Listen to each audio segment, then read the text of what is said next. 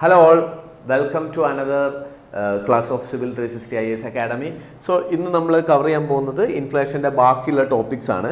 So ഇൻഫ്ലേഷനെ സംബന്ധിച്ചോളം നമ്മൾ പറഞ്ഞു അല്ലേ, ഡിഫറെൻറ്റ് ടൈപ്പ് ഓഫ് ഇൻഫ്ലേഷൻ ആയിരുന്നു കഴിഞ്ഞ ക്ലാസ്സിൽ നമ്മൾ ഡിസ്കസ് ചെയ്തിട്ടുണ്ടായിരുന്നത്. അത് ഡിമാൻഡ് പുൾ ഇൻഫ്ലേഷൻ, അതുപോലെ തന്നെ കോസ്റ്റ് പുഷ് ഇൻഫ്ലേഷൻ, അതുപോലെ തന്നെ നമ്മൾ പറഞ്ഞൊരു മറ്റൊരു കാര്യമാണ് സ്ട്രക്ചറൽ ഇൻഫ്ലേഷൻ.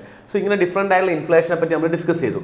ഇനി നമുക്ക് different on the pace of inflation അല്ലെങ്കിൽ on the rate of inflation, എന്താ പറയുക, ഇൻഫ്ലേഷൻ്റെ റേറ്റ് നോക്കിയിട്ട് അതിൽ ഓരോ ഇൻഫ്ലേഷനെ എങ്ങനെ ക്ലാസിഫൈ ചെയ്യാം എന്നുള്ളത് നമുക്ക് നോക്കാം. ഓക്കെ, സോ ഇവിടെ ഓരോ ഡിഫറെൻറ്റ് ടൈപ്സ് കൊടുത്തിട്ടുണ്ട്. ഒന്നാമത്തെയാണ് ക്രീപ്പിംഗ് ഇൻഫ്ലേഷൻ.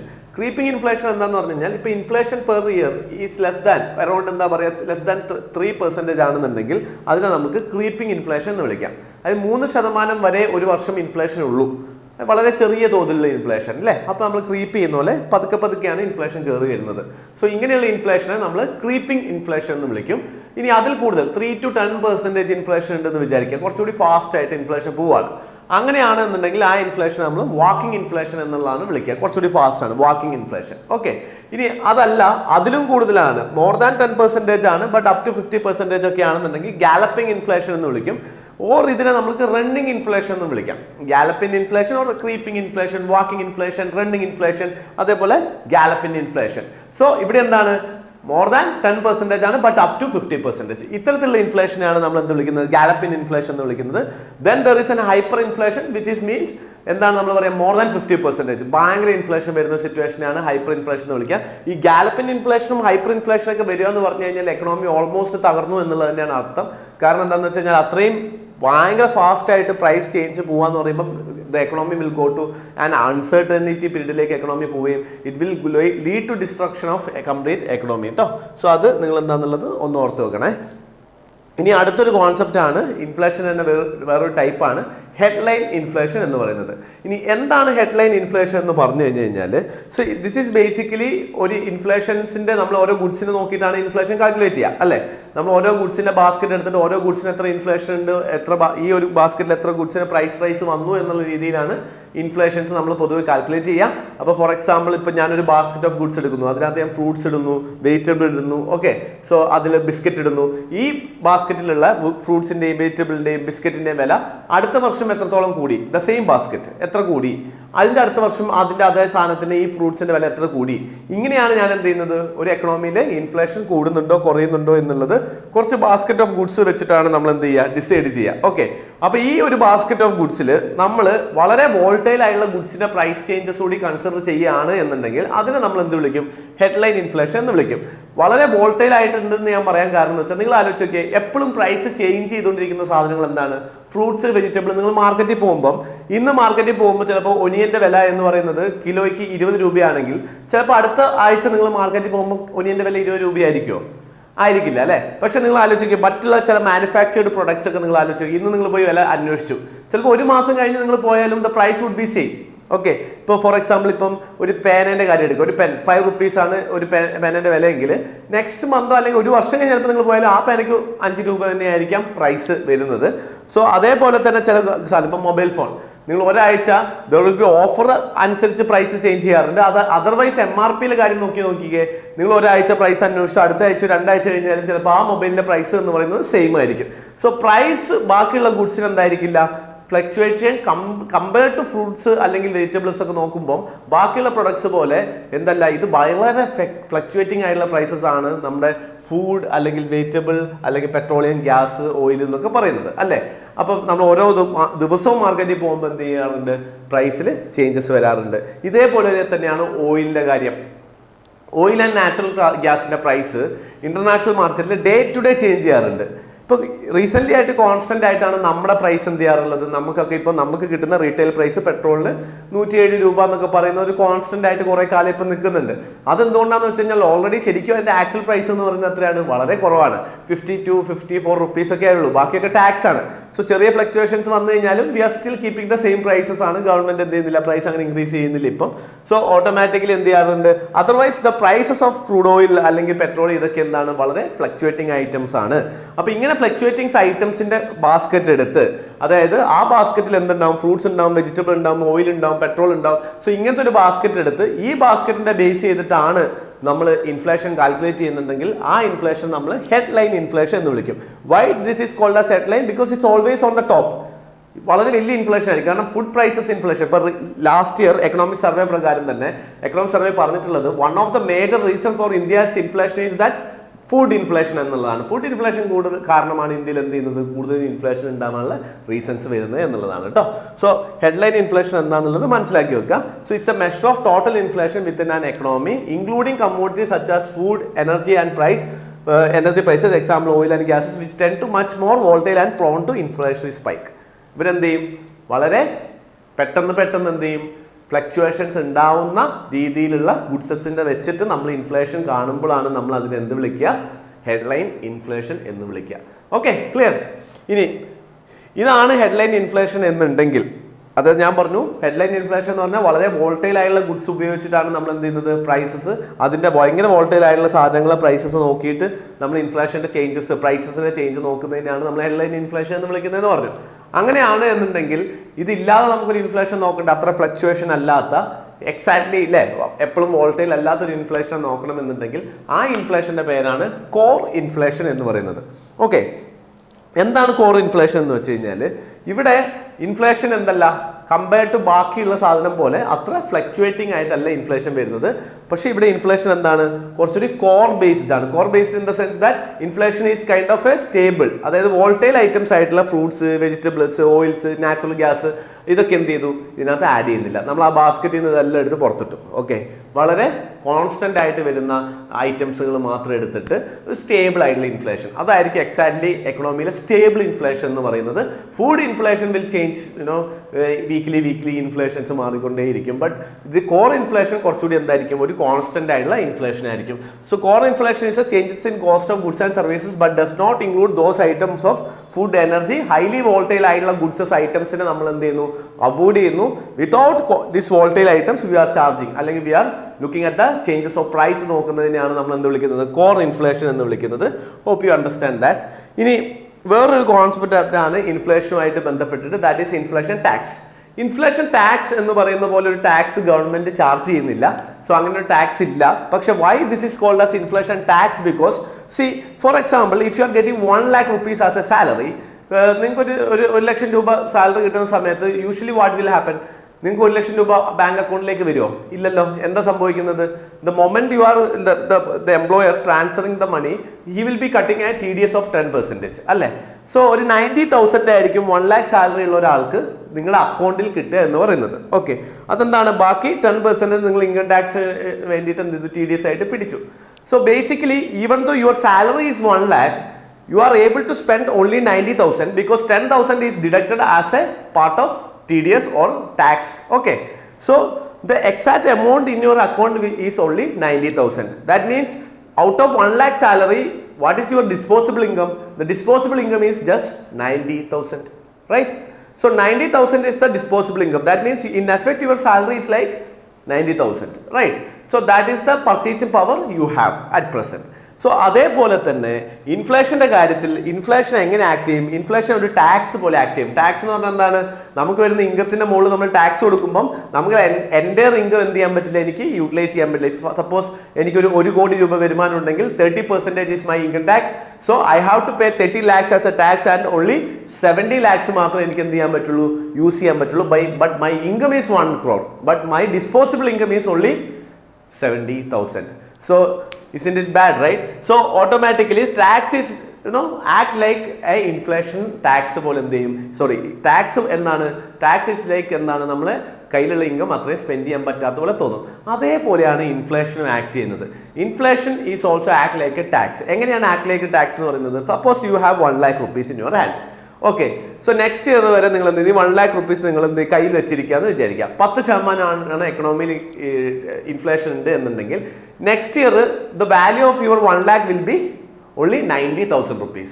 ഓക്കെ, അപ്പം 1 lakh വെച്ച് നിങ്ങൾ കയ്യിലിരുന്ന നിങ്ങൾ 1 വർഷം കഴിഞ്ഞപ്പോഴേക്കും നിങ്ങൾ കയ്യിലുള്ള റുപ്പീസിന്റെ വാല്യൂ എത്രയായി മാറി, ജസ്റ്റ് 90,000 ആയി കുറഞ്ഞു. ദാറ്റ് മീൻ 10,000 എവിടെ പോയി, 10,000 ഇൻഫ്ലേഷൻ കൊണ്ടുപോയി. പക്ഷേ ഇതെന്താവുന്നില്ല, നിങ്ങൾ വിചാരിക്കുന്ന പോലെ എന്താവുന്നില്ല. ഇൻഫ്ലേഷൻ നമ്മൾ കയ്യിൽ 1 lakhന്റെ നോട്ട് ഉണ്ട്, പക്ഷേ we are only able to spend the value നോക്കുവാണെന്നെങ്കിൽ 90,000ന്റെ വാല്യൂ മാത്രമേ നമുക്ക് എന്ത് ചെയ്യാൻ പറ്റുന്നുള്ളൂ, സ്പെൻഡ് ചെയ്യാൻ പറ്റുന്നുള്ളൂ. ബാക്കി എവിടെ പോയി, ഇൻഫ്ലേഷൻ കൊണ്ടുപോയി. So just like tax, inflation is also acting like a ടാക്സിന്റെ അതേ എഫക്റ്റ് ആയിരിക്കും ഇൻഫ്ലേഷനിൽ വരിക. അതുകൊണ്ടാണ് ഇൻഫ്ലേഷൻ ടാക്സ് എന്ന് വിളിക്കുന്നത്. When there is an higher inflation, ഇതെന്ത് ചെയ്യും, this will be having a disadvantage to those who are holding cash. If you are holding cash, your money will lose because of this reason. So inflation tax is the economic disadvantage suffered by holders of cash and cash equivalent in one denomination of currency due to the effects of inflation, which act as a hidden that subtract the value from the currency. It's nothing but എന്താണ്, നിങ്ങളതിൽ 1 ലക്ഷം രൂപ ഉണ്ടെങ്കിൽ നിങ്ങൾക്ക് 90,000 spend ചെയ്യാൻ പറ്റുള്ളൂ. ബാക്കി 10,000 രൂപ എവിടെ പോയി, ഇൻഫ്ലേഷൻ കാരണം നിങ്ങൾക്ക് എന്ത് ചെയ്യാൻ പറ്റില്ല, അതിൻ്റെ വാല്യൂ നഷ്ടമായി. That's it. ഓക്കെ, സോ ഒരു ടാക്സ് പോലെ എന്ത് ചെയ്യുന്നുണ്ട്, ഇത് ആക്ട് ചെയ്യുന്നുണ്ട് എന്നുള്ളതാണ്. The next concept is inflation spiral. Inflation spiral എന്താണെന്ന് വെച്ച് കഴിഞ്ഞാൽ, നമ്മൾ പലപ്പോഴും നമ്മൾ എന്ത് ചെയ്യുന്നു വെച്ച് കഴിഞ്ഞാൽ, നിങ്ങൾ ആലോചിച്ചിട്ടുണ്ടോ, പണ്ടത്തെ ഗവൺമെൻറ് ഉദ്യോഗസ്ഥർ, ഞാൻ കഴിഞ്ഞ ക്ലാസ്സിൽ പറഞ്ഞു തോന്നുന്നു, കാരണം പണ്ട് ഗവൺമെൻറ് ഉദ്യോഗസ്ഥർ what they will use to say, they use to get some 1,000 rupees 2,000 rupees per month as salary, right? So അവർ 1000 രൂപ 2000 രൂപ കൊണ്ട് ജീവിച്ച അതേ ലൈഫ് സ്റ്റൈലാണ് ഇന്നൊരു ഗവൺമെൻറ് ജോലിക്കാരൻ 40,000 50,000 ശമ്പളം കിട്ടുമ്പോഴും ജീവിക്കുന്നത് എന്നുള്ളതാണ് സത്യം. അതെ അല്ലേ? അതായത് എന്താണ്, പണ്ട് അവർ പറയായിരുന്നു 5 രൂപ ഉണ്ടായിരുന്നു, ഇത്രയും കാര്യങ്ങൾ ചെയ്യായിരുന്നു. ഇന്ന് നമുക്ക് അത് ചെയ്യണമെങ്കിൽ എത്ര വേണം, 500 രൂപ 1000 രൂപയെങ്കിലും മിനിമം നമ്മൾ അതിലുണ്ടെങ്കിൽ അന്ന് 5 രൂപയ്ക്ക് അവർ ചെയ്ത കാര്യങ്ങൾ നമുക്കിന്ന് ചെയ്യാൻ പറ്റുള്ളൂ. So automatically what we think that നമ്മുടെ സാലറി കൂടുന്നതിനനുസരിച്ച്, ഫോർ സപ്പോസ് നിങ്ങൾ ആലോചിച്ച് നോക്കിയേ, ഈ എക്കണോമിയിലുള്ള വേജസ് കൂടുന്നു, നിങ്ങൾക്ക് എല്ലാവർക്കും ഇന്ന് 500 രൂപയാണ് കിട്ടിക്കൊണ്ടിരിക്കുന്നത്. അപ്പം നാളെ 1000 രൂപ കിട്ടിക്കഴിഞ്ഞ് കഴിഞ്ഞാൽ നിങ്ങൾ വിചാരിക്കും എനിക്ക് എന്ത് ചെയ്യാൻ പറ്റും, കാരണം ഇന്ന് എനിക്ക് 500 രൂപ കിട്ടുന്നുണ്ട്, എനിക്ക് 500 രൂപയുടെ ചിലവുണ്ട്, പക്ഷേ എൻ്റെ ശമ്പളം 1000 ആക്കി കഴിഞ്ഞ് കഴിഞ്ഞാൽ എനിക്ക് എന്ത് ചെയ്യാൻ പറ്റും, എനിക്ക് 500 രൂപ സേവ് ചെയ്യാൻ പറ്റും. കാരണം ഓൾറെഡി ഞാൻ 500 രൂപ ജീവിക്കുന്ന ആളാണ്, അടുത്ത് അഡീഷണലായി കിട്ടുന്ന 500 രൂപ ഞാൻ സേവ് ചെയ്യുന്നു, ആ സേവ് ചെയ്തിട്ട് ഞാൻ റിച്ച് ആവും എന്ന് നമ്മളൊക്കെ വിചാരിക്കാറുണ്ട് അല്ലേ? അതായത് ഇപ്പം പലപ്പോഴും ശമ്പളം കിട്ടുമ്പോൾ 30,000 രൂപ ശമ്പളം കിട്ടുവാണെങ്കിൽ ഞാൻ വിചാരിക്കും ഒരു 50,000 കിട്ടിയിരുന്നെങ്കിൽ എൻ്റെ പ്രശ്നങ്ങളൊക്കെ തീർന്നു, ബാക്കി 20,000 രൂപ എനിക്ക് എന്ത് ചെയ്യാൻ പറ്റും, സേവ് ചെയ്യാൻ പറ്റും എന്നൊക്കെ നമ്മൾ വിചാരിക്കും. പക്ഷേ what is exactly happening is that if there is a general wage rise in the economy, it is not going to effect, എന്താ പറയുക, ഹെൽപ്ഫുൾ ആവില്ല. ആർക്ക്? എല്ലാവർക്കും ഒരേപോലെ ഹെൽപ്ഫുൾ ആവില്ല. ഇതെന്ത് ചെയ്യും, നമ്മൾ അതേപോലെയുള്ള പ്രശ്നങ്ങളും കാര്യങ്ങളും ചിലവും അതേപോലെ കൂടുക എന്നുള്ളതാണ്. അതിൻ്റെ ഉദാഹരണം ഞാൻ പറഞ്ഞുതരാം. ഫോർ എക്സാമ്പിൾ, ഇപ്പോൾ ഇവിടെ നമ്മൾ നോക്കുകയാണെങ്കിൽ ഒരു ഫെർട്ടിലൈസർ കമ്പനി അഗ്രോ എന്ന് പറയുന്ന അഗ്രോ എന്ന് പറയുന്ന ഫെർട്ടിലൈസർ കമ്പനിയിൽ suppose some people are going for strike. Okay, so അവിടുത്തെ എംപ്ലോയീസ് എന്ത് ചെയ്യുന്നു, സ്ട്രൈക്കിന് പോയിട്ട് they demanded a higher wage rise. So അവർ ഹയർ വേജ് റൈസ് ഡിമാൻഡ് ചെയ്തതിൻ്റെ ഭാഗമായിട്ട് കമ്പനി എന്ത് ചെയ്തു, അവരുടെ വേജ് കൂട്ടിക്കൊടുത്തു. ഇപ്പം 100 രൂപയായിരുന്നു അവർക്ക് ഡെയിലി കൂലി, ഇപ്പം 150 രൂപയാക്കി. So they were all happy, കാരണം 50 രൂപ അഡീഷണൽ കിട്ടി, 50 രൂപ എന്ത് ചെയ്യാൻ പറ്റും, സേവ് ചെയ്ത് കയ്യിൽ വെക്കാൻ പറ്റും. So they were all happy that they got 50 rupees extra. But what happened is that ഈ 100 രൂപയിൽ നിന്ന് 150 രൂപയിലേക്ക് ഒരു എംപ്ലോയിക്ക് പെർ ഡേ കൂലി കൂട്ടിയപ്പം the cost of agro fertilizer company also increased. So they wanted profit. So what they did, they also increased their fertilizer cost. Okay, എന്ത് ചെയ്തു, ഒരു ചാക്കിൻ്റെ മുകളിലുള്ള ഫെർട്ടിലൈസർ കോസ്റ്റ് എല്ലാം എന്ത് ചെയ്തു, അടുത്തതായിട്ട് 50 രൂപ അവരും കൂട്ടി. ഓക്കെ, അപ്പം ഓട്ടോമാറ്റിക്കലി എൻ്റെ എംപ്ലോയി എന്ന രീതിയിൽ എൻ്റെ ശമ്പളം കൂടി, പക്ഷേ കമ്പനീൻ്റെ ഫെർട്ടിലൈസറിൻ്റെ വില എന്ത് ചെയ്തു, 50 രൂപ കൂടി. ഇത് മേടിക്കുന്ന ആരാണ്, ഫാർമേഴ്സാണ്. പണ്ട് farmers used to get this one sack of fertilizer or one sack of fertilizer for 100 rupees. Now they has to pay around 150 rupees. Okay, 150 രൂപ കൂടി, 150 രൂപയായി അവരുടെ ഫെർട്ടിലൈസർ. സോ അവരുടെ എന്ത് ചെയ്തു, കൃഷിയുടെ കോസ്റ്റ് ഓഫ് പ്രൊഡക്ഷൻ കൂടി. ഇനി എന്ത് ചെയ്യണം, കൃഷിക്കാര് പണ്ട് എന്ത് ചെയ്തു, വിറ്റിരുന്ന അതേ വിലയിൽ എന്ത് ചെയ്യില്ല, ഇവർ വിൽക്കില്ല. They will demand higher price. Since their cost of production is increased, they will also demanded higher price for their produce. സോ ഈ പ്രൊഡ്യൂസ് എങ്ങോട്ടാണ് വരുന്നത്, മാർക്കറ്റിലേക്ക്, where this employees are staying. അപ്പോൾ അവരുടെ സ്ഥലത്തേക്ക് എന്ത് ചെയ്യുന്നു, അവർ പോയി മാർക്കറ്റിൽ സാധനം മേടിക്കാൻ നോക്കുമ്പം പണ്ട് സാലറി കൂട്ടിയതിനെക്കാട്ടും മുന്നേ ഉണ്ടതിനെക്കാട്ടും വെജിറ്റബിളിൻ്റെ വില എന്തായിട്ടുണ്ടാവും, കൂടിയിട്ടുണ്ടാവും. So what is actually happening? അവരുടെ ലൈഫ് സ്റ്റാൻഡേർഡ് വീണ്ടും എന്ത് ചെയ്യണം? ആ പഴയ ലെവലിലേക്ക് തന്നെ പോവുകയാണ് ചെയ്യുക. സോ ഒരാൾ എന്ത് ചെയ്യുന്നു? വേജ് കൂട്ടി, ഇപ്പോൾ കോസ്റ്റ് ഓഫ് പ്രൊഡക്ഷൻ കൂട്ടുന്നു, എന്ത് ചെയ്യുന്നു? ഫാമേഴ്സ് കൂട്ടുന്നു, ഫുഡ് കൂട്ടുന്നു, വീണ്ടും എന്ത് ചെയ്യുന്നു? ഹയർ വേജസ് അവർ ഡിമാൻഡ് ചെയ്യേണ്ടി വരും. കാരണം വീണ്ടും പഴയ ലെവലിൽ തന്നെ പോകും. They will demand higher wages. This is called wage spiral അല്ലെങ്കിൽ ഇൻഫ്ലേഷൻ സ്പൈറൽ എന്നൊക്കെ നമ്മൾ ഇതിനെ വിളിക്കും. സോ ഈ വേജ് പ്രൈസ് സ്പൈറൽ, വേജ് കൂടുന്നതിനനുസരിച്ച് എന്ത് ചെയ്യും? ഓട്ടോമാറ്റിക്കലി നിങ്ങളുടെ സാധനത്തിൻ്റെ മൊത്തത്തിലുള്ള വിലയും കൂടുന്നു. നിങ്ങൾക്ക് എന്ത് ചെയ്യുന്നു? ആ വേജ് റൈസ് ഇമ്പാക്ട് ചെയ്യാതെ വരുന്നു. Okay, so that is what increased cost will lead to increased price. Increased price അങ്ങോട്ട് പോകും, വീണ്ടും ഇൻക്രീസ്ഡ് കോസ്റ്റ് പോകും. That will again lead to increased price. So wage കൂട്ടിയപ്പം സാധനത്തിന്റെ വില കൂടി, സാധനത്തിന്റെ വില കൂടിയപ്പോൾ എല്ലാ സാധനത്തിന്റെ വില കൂടി. അഗെയിൻ ഇവർ they will ask for higher wages. But no, this is a continuum. എന്ത് ചെയ്തില്ല? ഇതിനകത്ത് വലിയൊരു ഗുണം ആർക്കും ഉണ്ടാവാത്ത പോലെ മാറും എന്നുള്ളതാണ് ഇതിൻ്റെ ഒരു പ്രോബ്ലം കേട്ടോ. സോ ഇതാണ് വേജ് ഇൻഫ്ലേഷൻ സ്പൈറൽ എന്ന് പറയുന്നത്. And this is inflation premium is an another concept with respect to inflation. ഇനി എന്താണ് ഇൻഫ്ലേഷൻ പ്രീമിയം എന്ന് പറഞ്ഞു കഴിഞ്ഞാൽ, സി ഇൻഫ്ലേഷൻ ആരെയാണ് കൂടുതൽ ഹെൽപ്പ് ചെയ്യുക? ഇൻഫ്ലേഷൻ ഒരു കടം മേടിക്കുന്ന ആളാണോ കൂടുതൽ ഹെൽപ്പ് ചെയ്യുക, അതോ കടം കൊടുക്കുന്ന ആളെയാണോ കൂടുതൽ ഹെൽപ്പ് ചെയ്യുക എന്നുള്ളതാണ്. സപ്പോസ് നിങ്ങൾ ആലോചിച്ച് നോക്കിയാൽ, നിങ്ങൾ ഒരു കൂട്ടുകാരൻ നിങ്ങളുടെ അടുത്ത് നിന്ന് 1 ലക്ഷം രൂപ കടം മേടിച്ചു. കൂട്ടുകാരനല്ലേ എന്ന് വിചാരിച്ചിട്ട് നിങ്ങൾ ഒരിക്കലും എന്ത് ചെയ്യില്ല, അതിനകത്ത് ഇൻട്രസ്റ്റ് റേറ്റ് ഒന്നും ചാർജ് ചെയ്യില്ല. അടുത്ത വർഷം തരുമ്പം എനിക്ക് നീ 10% ഇൻട്രസ്റ്റ് റേറ്റ് തരണം എന്നൊന്നും പറഞ്ഞു കഴിഞ്ഞാൽ ബന്ധം തന്നെ തകരും. കടം മേടിച്ച് കഴിഞ്ഞാൽ തിരിച്ചു തരില്ല എന്നുള്ളത് കൊണ്ട് തന്നെ ബന്ധം എന്തായാലും തകരും. പക്ഷേ സ്വാഭാവികമായിട്ട് എന്ത് ചെയ്യില്ല, ഒരു ഫ്രണ്ടിന് നമ്മൾ പൈസ കൊടുക്കുന്ന സമയത്ത് if you are giving 1 lakh to a friend, you never charge interest on it, right? So what will happen is that, so suppose your friend is returning this money only after 1 year, okay, and there is a 10% inflation in the economy. So what would be the impact of it? നിങ്ങൾക്ക് അടുത്ത വർഷം when your friend is returning the money, actually അയാൾ 1 ലക്ഷം രൂപേൻ്റെ not എണ്ണി തന്നേക്കാം. പക്ഷെ value വെച്ച് നോക്കുമ്പം again if the inflation is suppose let's say 6%, so അങ്ങനെയാണെന്നുണ്ടെങ്കിൽ അത് എത്ര രൂപയെ നിങ്ങൾക്ക് തന്നിട്ടുള്ളൂ? 94,000 രൂപയുടെ വാല്യൂ മാത്രമേ തന്നിട്ടുള്ളൂ. അതായത് നിങ്ങളുടെ കൂട്ടുകാരൻ 1 ലക്ഷം രൂപ കടം മേടിച്ചിട്ട് തിരിച്ച് എത്ര രൂപ തന്നതിന് ഈക്വലാണ്? 94,000 രൂപയെ തന്നിട്ടുള്ളൂ. നിങ്ങൾക്ക് ക്യാഷ് എണ്ണി എന്ത് തന്നിട്ടുണ്ട്? 500-ന്റെ നിങ്ങൾക്ക് 100 നോട്ട്, 500-ന്റെ 200 നോട്ട് തന്നിട്ടുണ്ട്. സോ 500-ന്റെ 200 നോട്ട് നിങ്ങളതിൽ കിട്ടിയിട്ടുണ്ട്. പക്ഷേ the problem is that value, ആ 200 നോട്ട് 500-ന്റെ വെച്ചത് നിങ്ങൾക്ക് മേടിക്കാൻ പറ്റുന്ന സാധനം എന്ന് പറയുന്നത് 94,000 രൂപയുടെ സാധനമേ ഉള്ളൂ. പക്ഷെ നിങ്ങൾ കൊടുത്തത് എന്തായിരുന്നു?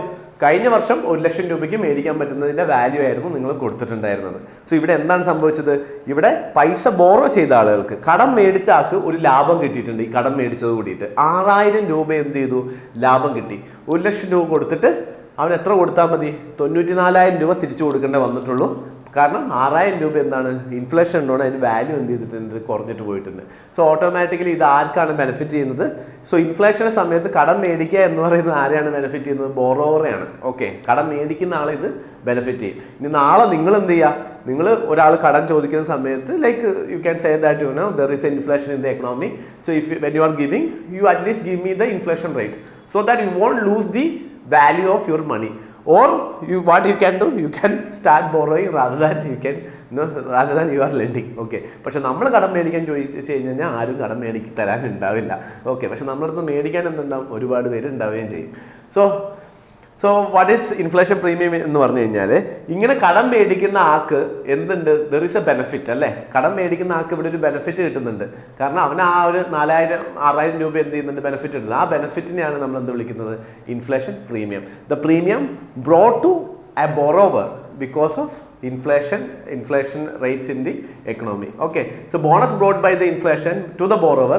So bank charge a nominal interest rate on lending and the inflation rate is not taken into account ആവാത്ത സമയത്ത് basically banks are charging based on എന്താണ്? റിയൽ ഇൻട്രസ്റ്റ് റേറ്റ് ഒക്കെ വെച്ചിട്ട് ബാങ്ക്സ് ചാർജ് ചെയ്യും. So automatically they will go for floating interest rate. Floating interest rate എന്ന് പറഞ്ഞാൽ എന്താ അർത്ഥം? That means whenever there is a rise in inflation, your interest rate also will increase. Or we will study about what is external benchmark, lending rate and all. So ആ സമയത്ത് നമുക്ക് കുറച്ചുകൂടി detail ആയിട്ട് എങ്ങനെയാണ് ബാങ്ക്സ് ലെൻഡ് ചെയ്യുന്നതെന്നുള്ള കാര്യങ്ങൾ നമുക്ക് അവിടെ പഠിക്കാം. സോ ഇതൊക്കെയാണ് എന്തെന്ന് പറയുന്ന ഡിഫറെൻറ്റ് ടേംസ് ഓഫ് ഇൻഫ്ലേഷൻ എന്ന് വിളിക്കുന്നത്.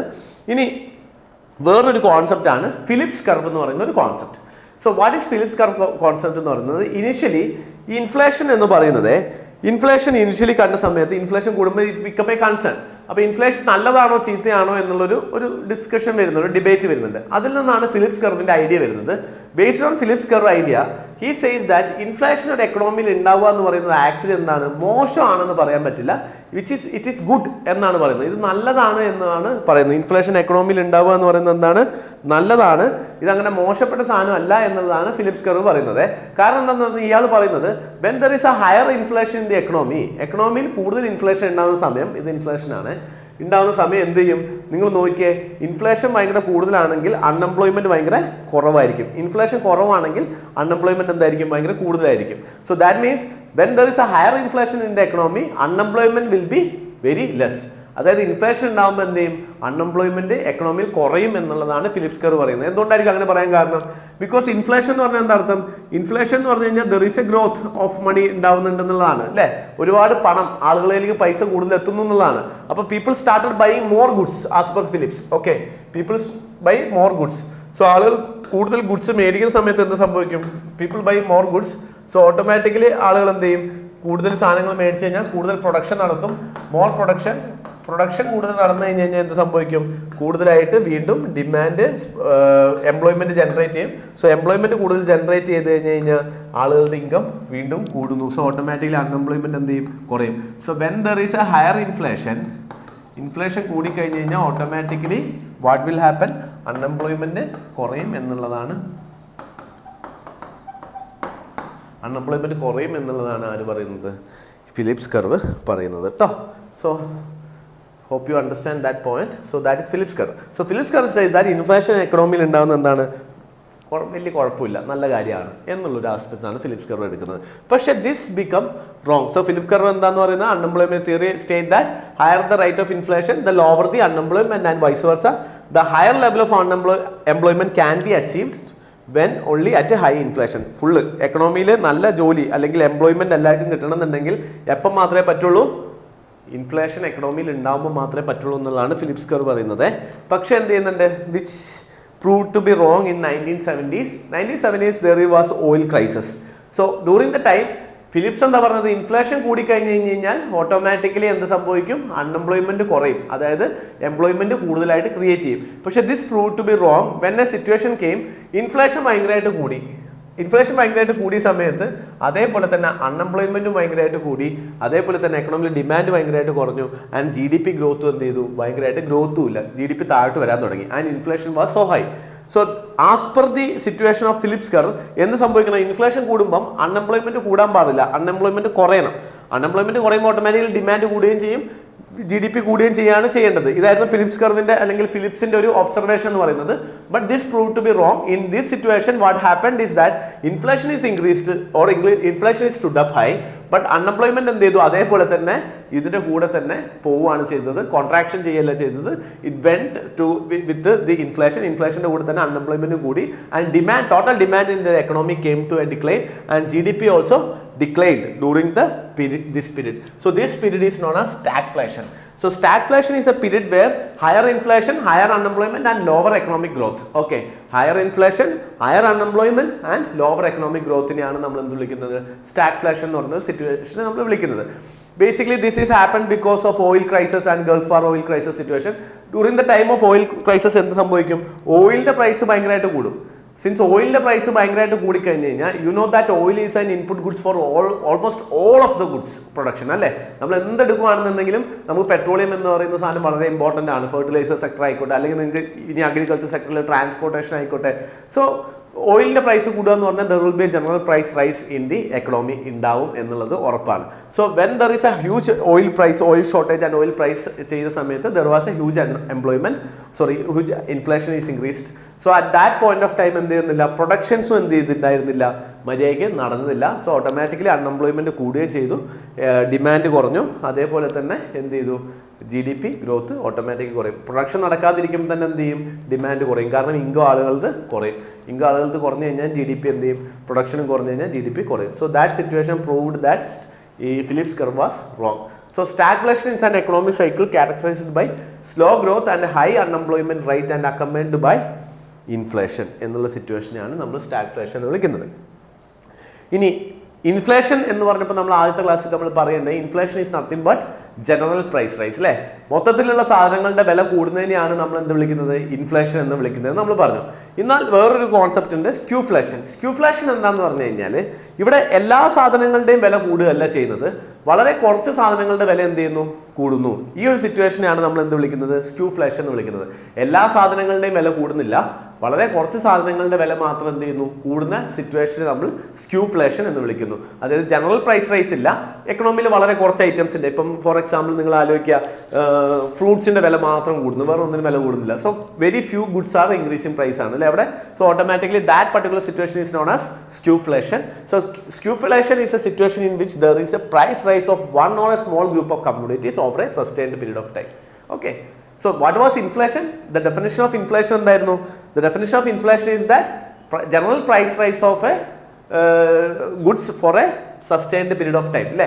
എന്താണ്, എല്ലാ സാധനത്തിൻ്റെ വില ഒരു സസ്റ്റൈൻഡ് പീരീഡ് ഓഫ് ടൈമിലേക്ക് കൂടുന്നതിനെയാണ് നമ്മൾ എന്ത് വിളിക്കുക, ഇൻഫ്ലേഷൻ എന്ന് വിളിക്കുക. സോ ഇവിടെ എന്തില്ല, എല്ലാ സാധനത്തിനും വില കൂടുന്നില്ല, എന്താ കൂടുന്നുള്ളൂ, price of small group or some group of കമ്മോഡിറ്റീസിന്റെ prices are increasing for a sustained period of time is known as skewflation. Okay. So skewflation എന്താണെന്നുള്ളത് ഒരു സിമ്പിൾ കോൺസെപ്റ്റ് ആണ് കേട്ടോ, അത് എന്താണെന്നുള്ളത് ഓർത്ത് വെക്കുക. And next concept is reflation. Reflation എന്താന്ന് പറഞ്ഞു കഴിഞ്ഞാൽ is an act of stimulating the economy by increasing the money supply or by reducing the taxes. So seeking to bring the economy back up to the growth trajectory. Basically this is an action done by the government. Government എന്ത് ചെയ്യുന്നു വെച്ച് കഴിഞ്ഞാൽ when there is A lower growth അല്ലെങ്കിൽ economical performance നടക്കാത്ത സമയത്ത് what government would do, government എന്ത് ചെയ്യും, government അല്ലേ എന്താണ് ഡെവലപ്മെന്റ് പുഷ് ചെയ്യണം അല്ലെ, ഡിമാൻഡ് പുഷ് ചെയ്യണം. ഇപ്പൊ എക്കണോമിക്കൽ ഗ്രോത്ത് ഇല്ല, ആളുകളിൽ ഇൻകം ഇല്ല, അപ്പോൾ government has to push the growth. So government എന്ത് ചെയ്യുന്നു വെച്ച് കഴിഞ്ഞാൽ ഗവൺമെന്റ് കൂടുതൽ എമൗണ്ട് മണി എന്ത് ചെയ്യും, എക്കണോമിയിലേക്ക് സ്പെൻഡ് ചെയ്യുന്നു. സോ എക്കണോമിയിലേക്ക് സ്പെൻഡ് ചെയ്യുന്ന സമയത്ത് ഓട്ടോമാറ്റിക്കലി ഇവിടെ എന്താ സംഭവിക്കുന്നത്, ഒന്നുകിൽ ടാക്സ് കുറയ്ക്കും അല്ലെങ്കിൽ ഗവൺമെന്റ് എക്സ്പെൻഡിച്ചർ കൂട്ടും. സോ ടാക്സ് കൂട്ടുകയോ കുറയ്ക്കുകയോ ഗവൺമെന്റ് എക്സ്പെൻഡിച്ചർ കൂട്ടുകയോ ചെയ്തിട്ട് government will try to push the sales. So automatically ഇവിടെ എന്ത് സംഭവിക്കും, സോ കൂടുതൽ മണി എക്കണോമിയിലേക്ക് വരുന്നു, അതുകൊണ്ട് എന്ത് ചെയ്യുന്നു, ഇൻഫ്ലേഷൻ കൂടുന്നു.